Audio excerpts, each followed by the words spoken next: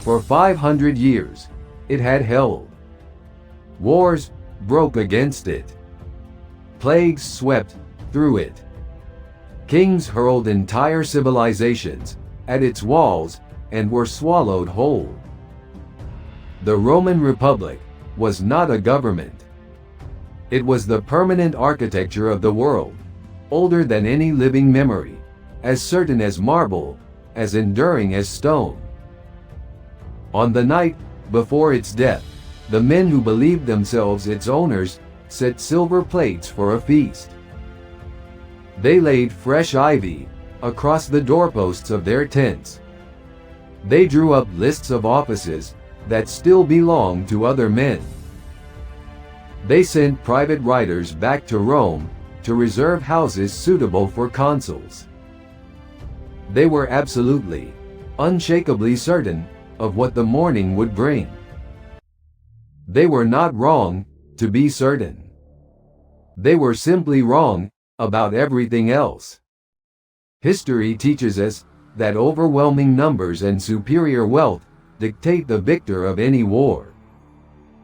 Yet, the largest Roman army ever assembled was destroyed not by superior forces, but by its own staggering vanity.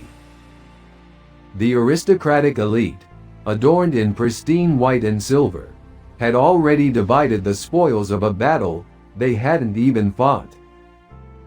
They rode into battle expecting a glorious massacre, only to be met by the grim, scarred faces of men who had survived a decade of slaughter. But as the cavalry swept in, a crimson flag pierced the dusty sky, and a hidden line of unbreakable veterans erupted from the earth. When the dust settled, was it truly the sword of Caesar that ended the Republic, or its own suffocating arrogance? To understand what happened, we must begin not with the battle, but with the dinner.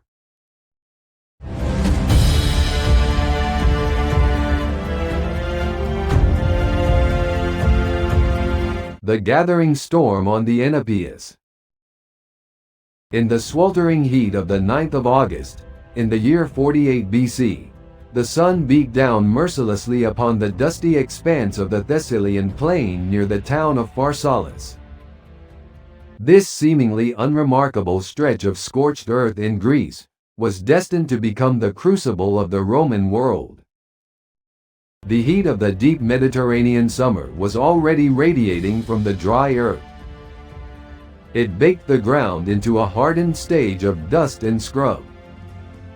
This was the stage where the long simmering tensions of the Roman Republic would finally boil over. To the north, the Enipeus River cut a sluggish, muddy path through the terrain. Its steep banks provided a natural barrier that anchored the right flank of a massive, sprawling army descending from the surrounding hills. Two men, representing fundamentally opposed visions of power, stared across the intervening distance. Over 100,000 citizens of Rome stood divided across a barren expanse of cracked earth. They were speaking the exact same Latin tongue, venerating the exact same pantheon of austere gods, and wielding the exact same heavy, iron-forged gladi. They are the largest Roman armies ever assembled against each other. They were prepared to brutally slaughter one another to resolve what was, at its core, a bureaucratic dispute over proconsular immunity and senatorial prerogative. This confrontation was no mere contest of martial prowess. It was the violent, unavoidable eruption of a systemic infection. It was the final, terrifying reckoning of an empire that had grown vastly too immense. It was impossible to be governed by the parochial, rigid laws of a single city-state, and of an entrenched ruling class. They explicitly preferred to drown the known world in Roman blood rather than cede even a microscopic fraction of its absolute, unyielding privilege. On the high ground stood Gnaeus Pompeius Magnus, Pompey the Great. He was master of the Eastern Mediterranean, conqueror of Mithridates, savior of the grain supply, friend of kings. He was backed by the conservative senatorial faction known as the Optimates, defending the old aristocratic order. Below him, occupying the lower plain, stood Gaius Julius Caesar. He was the figurehead of the populares, driven by a potent mix of populism, survival, and boundless ambition. The air was thick with tension, dust, and the undeniable weight of impending history. The armies that faced each other across the dry, cracked earth represented a stark and terrifying disparity in martial power. Pompey's camp, spread out over the elevated ground, was a testament to the staggering wealth and overweening confidence of the Roman nobility. In the vast, sprawling encampment of Pompey, a bizarre and chilling sense of premature victory reigned supreme. The senators and patricians who had fled Rome to join Pompey had transformed military campaign into a theater of aristocratic vanity. Pompey's camp was less a disciplined military installation than a displaced Roman forum. It overflowed with the silk-clad wealth, the exotic perfumes, and the staggering arrogance of the Republic's elite. The senatorial elite, clad in their pristine togas and adorned with the wealth of the Republic, treated the eve of battle not as a moment for solemn reflection, but as a celebratory banquet. The morning light pierced the haze. It struck the silver and gold adornments of the officers' tents, glittering like a sprawling city of precious metals erected in the wilderness. The atmosphere was not one of grim preparation for the crucible of combat, but the raucous, celebratory air of a political banquet. The pavilions of patricians like Lentulus, Domitius Ahenobarbus, and Metellus Scipio were draped with fresh ivy. They were adorned with vast quantities of silver plate, laid out for evening feasts. These men were completely detached from the brutal realities of the impending slaughter. Here, the political calculations and personal vanity of the leaders reached a fever pitch of sheer delusion. They faced the most lethal, battle-hardened infantry in the known world, men who had bridged the Rhine and invaded the misty shores of Britannia. But the senators and patricians were utterly blinded by their overwhelming numerical supremacy.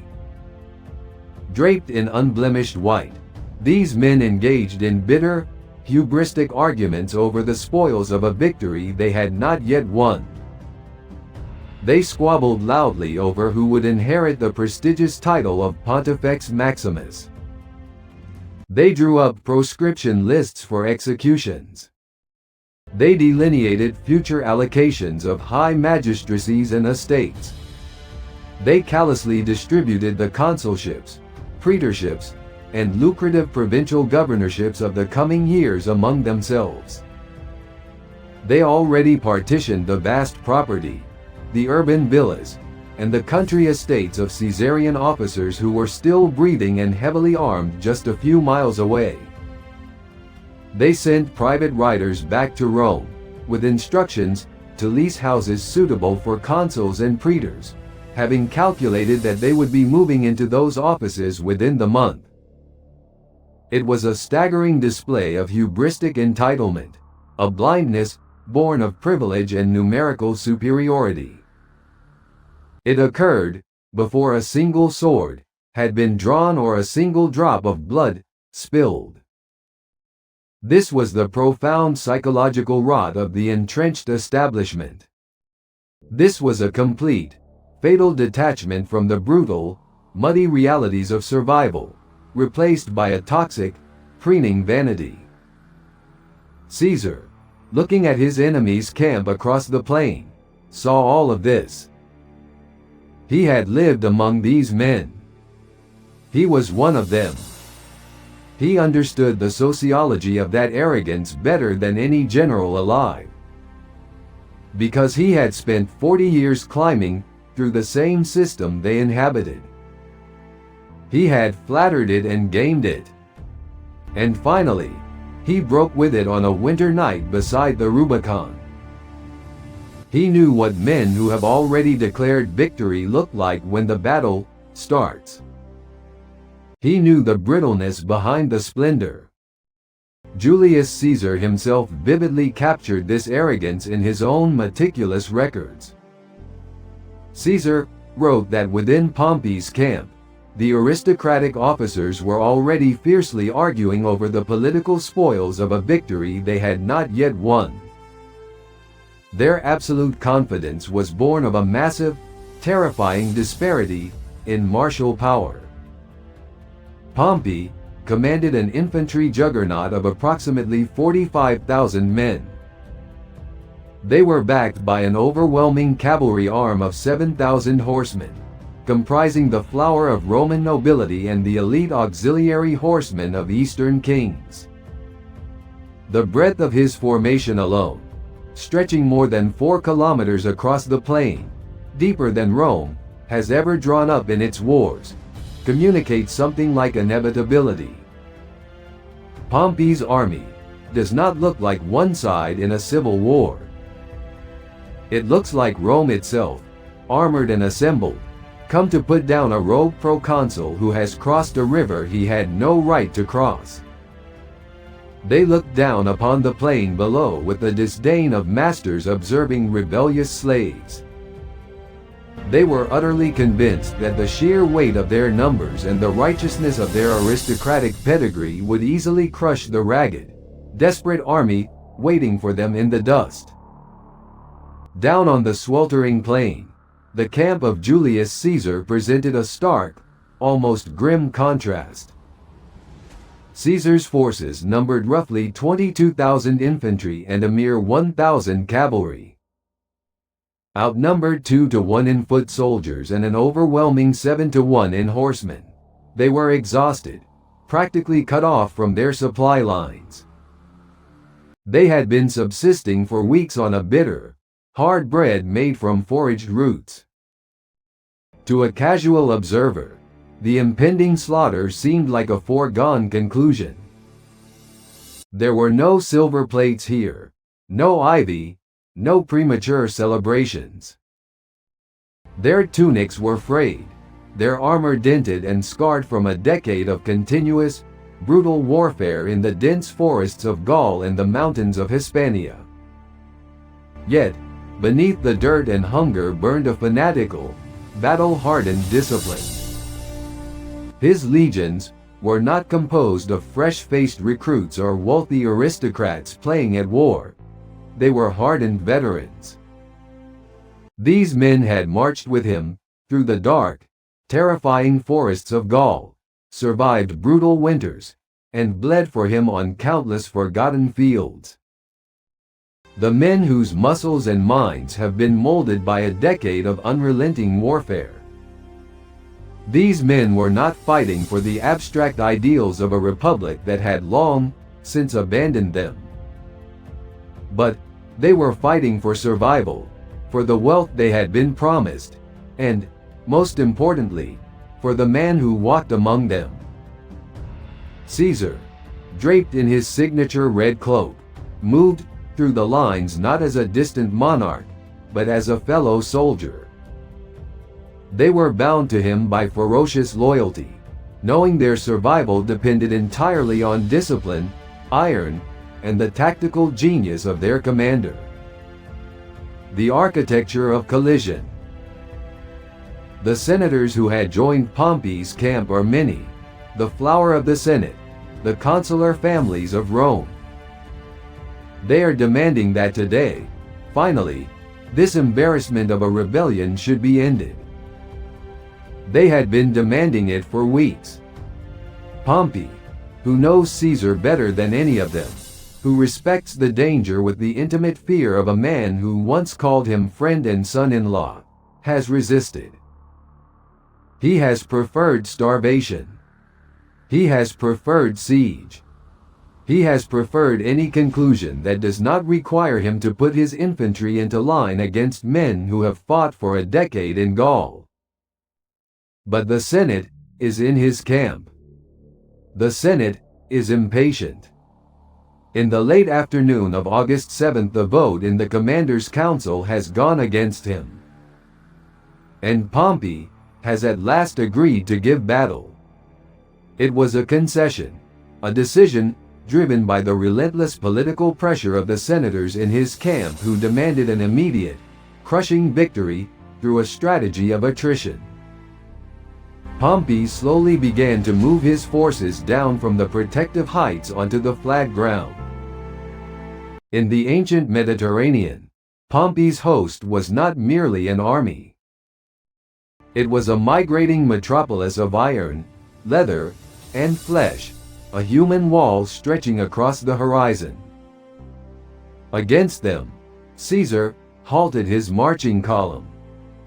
He began to deploy his men into the traditional Roman formation, the triplex acies, a triple line of infantry, breathing and moving with mechanical precision. Pompey's strategy was textbook in its brilliance, heavily reliant on a classic hammer and anvil maneuver. Anchoring his right wing on the steep, unfordable banks of the Enipeus, he made it impervious to flanking.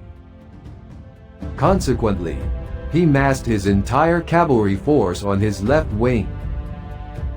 The 7,000-strong elite cavalry was commanded by the fierce and experienced Titus Labienus.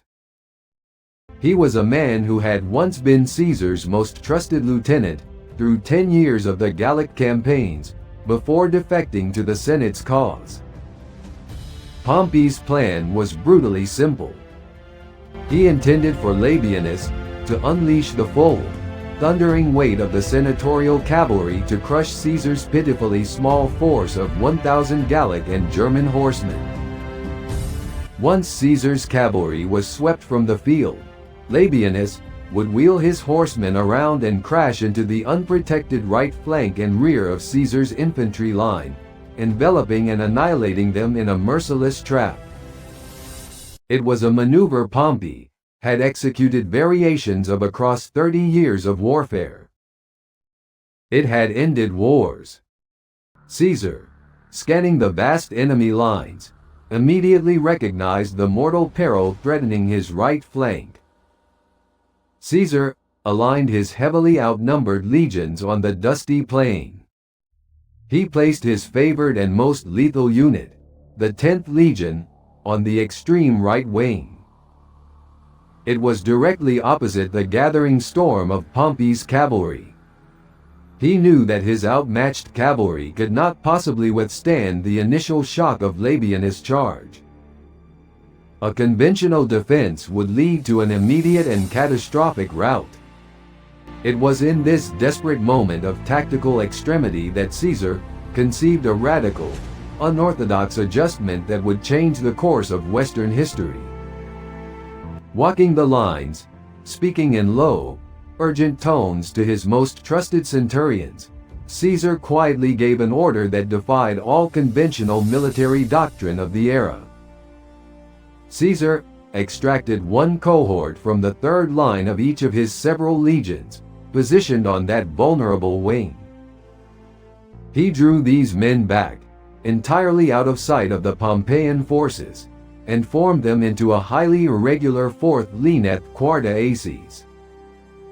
This unit, consisting of 6 fiercely disciplined veteran cohorts, totaling roughly 2,000 men, was positioned stealthily behind his own meager cavalry on the right flank. They were completely hidden from the eyes of Pompey and his aristocratic commanders by the dust and the mass of the troops in front of them. Caesar commanded them to remain completely hidden, crouching low behind the horses and the rising dust, until he gave a specific, pre-arranged signal. This was not a line meant to hold ground. It was a hidden blade, forged from his most hardened killers, waiting in the shadows of the battlefield. The tension outstretched to the breaking point as the air grew thick with dust and the metallic scent of thousands of armed men. Suddenly, the blare of brass horns shattered the silence.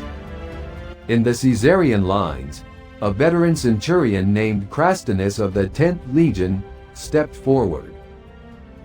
He raised his sword high, and he bellowed a pledge to his commander, vowing that whether he lived or died that day, Caesar would thank him. With a roar that shook the very dust of the plain, the veterans surged forward. The battle began with a chilling display of discipline, met by a bizarre tactical decision. Pompey ordered his infantry to hold their ground and remain entirely stationary. This was the quiescent order. Pompey calculated that his men would conserve energy, while Caesar's men exhausted themselves sprinting the full distance across the wide killing ground, breaking their own formation. It was a sound tactical theory, but it fundamentally misjudged the psychology of the veteran.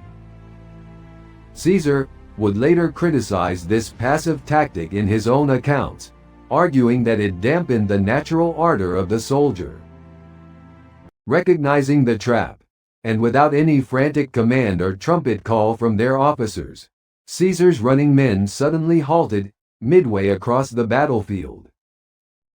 They stood perfectly still, catching their breath under the blazing August sun, dressing their lines with terrifying, chilling precision. Then, they resumed the charge at a measured, lethal pace, hurling their heavy pila javelins before drawing their short swords, the gladi. And they crashed into the Pompeian wall, with the sound of thousands of shields shattering together. The infantry battle instantly devolved into a grinding, suffocating push of stabbing blades and the screams of dying men. The anvil was set. In Pompey's camp, the tables were still set. The ivy was still green. The silver plates caught the afternoon light. The riders sent to Rome had not yet returned. They were somewhere on the road north, carrying instructions for houses that were already being prepared. The stomachs of Caesar's soldiers are still empty. Their swords are still hungry. The anvil had been set. The hammer was about to fall. Nobody there knew which side it would crush.